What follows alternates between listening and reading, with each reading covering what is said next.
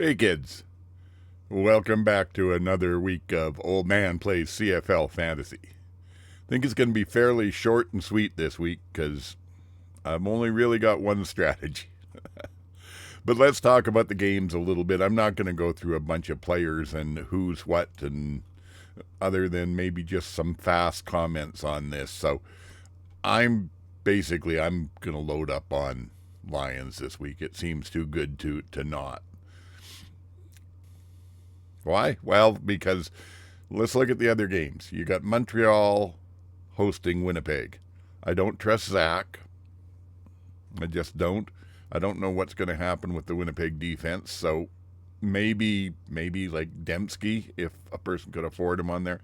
Montreal, there's a strategy to be had of, I haven't checked what Morgan's price is, but go with him and then load up on high-priced players at as many other positions as you can.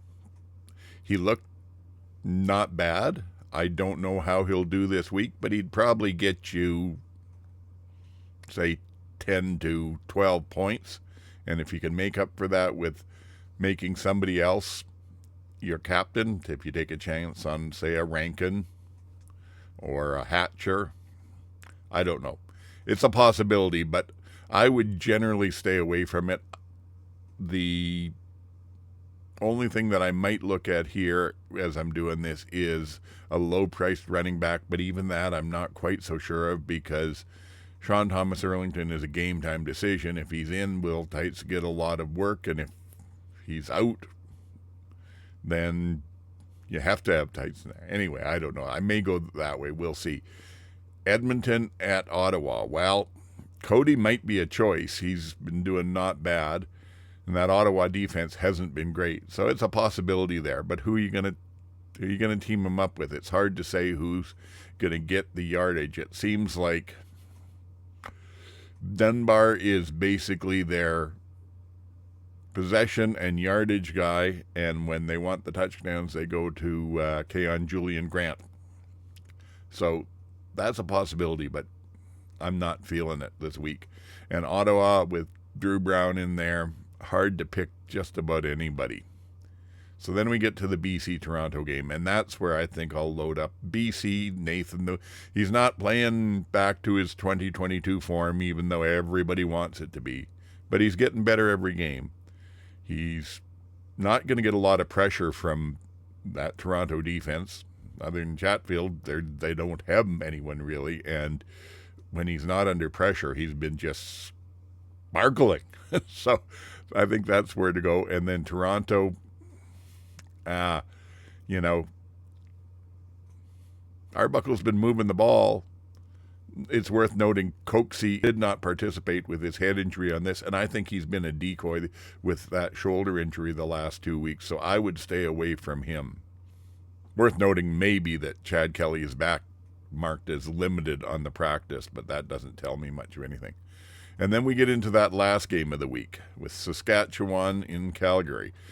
A couple of great quarterbacks, good receivers on both teams, but the defenses are good. So I'm leery. For Calgary, Rhymes has been out with a quad, did not participate as far as the injury reports show. Will he play? I don't know. And Tavon Jones has been out, did not participate, but that's marked as illness. So will he be back and better to play? Those could make a big difference in the game. Adrian Green is still out at corner for Calgary, but it looks like they got Ben LeBrosse back. So they may be a little stronger in the defense there.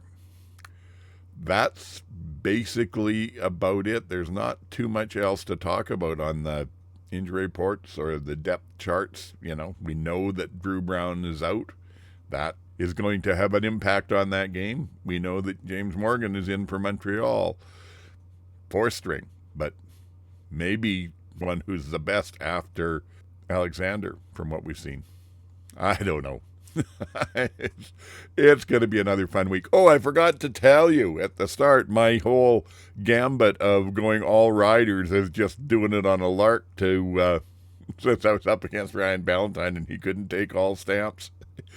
it worked out. I think I got, 121 point something. And the one game of the year I could have pulled that and it worked. So I got a win last week. I'm back above 500. I'm 6-5 right now. I think I'm in 4th place in the scoring, but 7th once you take in head-to-head contests. And I got to stay in the top 8 to make the playoffs.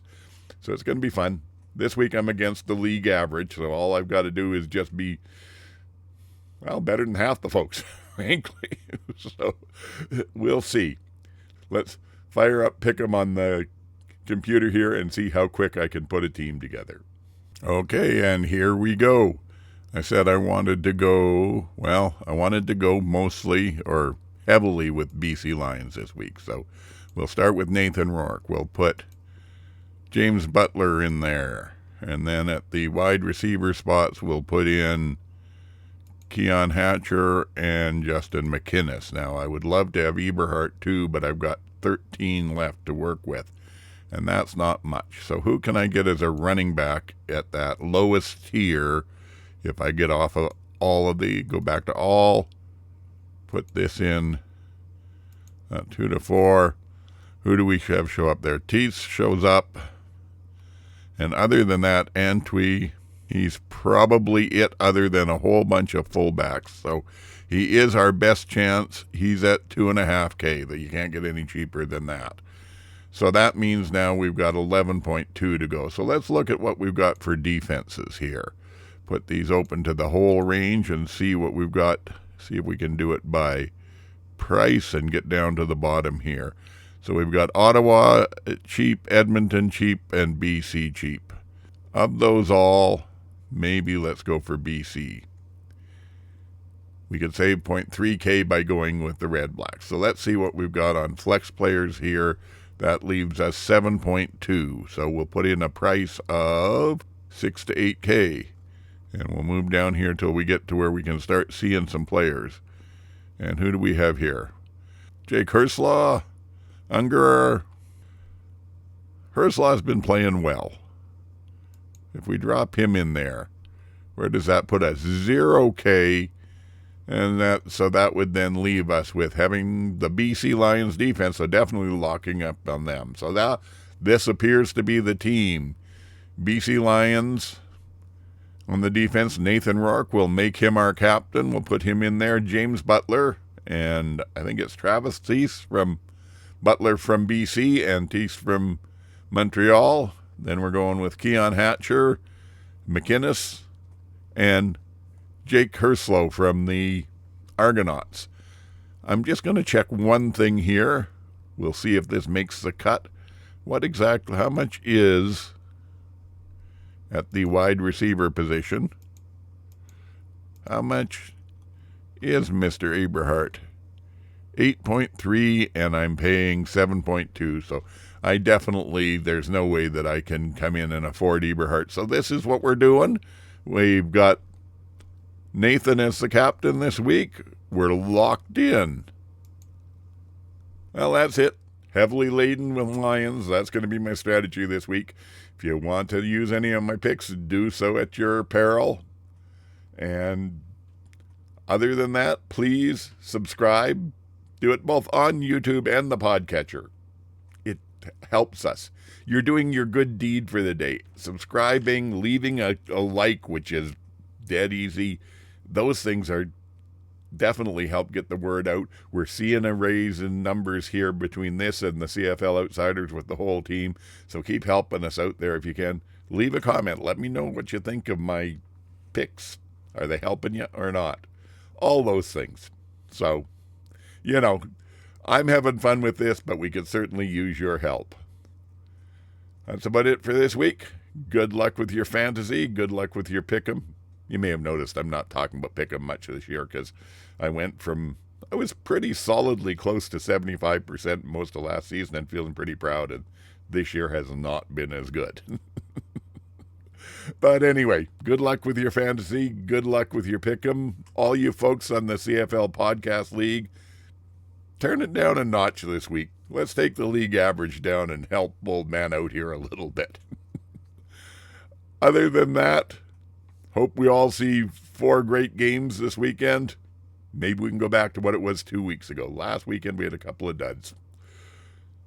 Until next week, Old Man signing off.